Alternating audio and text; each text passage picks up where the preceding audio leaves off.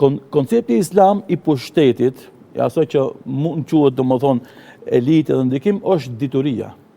Vetëm dituria është pushteti i vërtet. Të gjitha pushtetet tjera janë domosht shoqëruese. Se një njeri që ka dijet mirëfillta për qeverisje, ai është politikan i suksesshëm.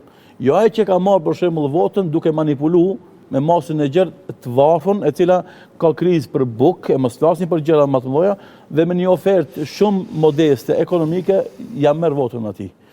Pse? Sepse atë lan pa shkollim. Atë lan, domethënë, pa dituri krahasuese. Dhe normalisht atë që ofrojmë na nëpërmes mediave tona, ai pranon si fakte të vërteta dhe ti shumë lehtë ki pastaj me një ofertë shumë modeste ekonomike t'ia marrësh dhe t'ia blesh votën.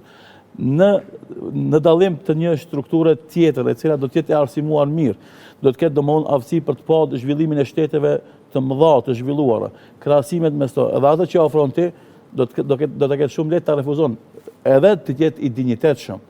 Që domosdoshmë refuzimi i tij të jetë nga dinjiteti, se nuk lejoj unë ti të përbaltish gjithë këtë aftësi time akademike që e kam, gjithë këtë shkollim timin që e kam, gjithë ato dije që e kam, e të më ofrosh një ofertë modeste të tillë dhe unë ta pranoj pastaj e të bëhem mbrojtësi i yti.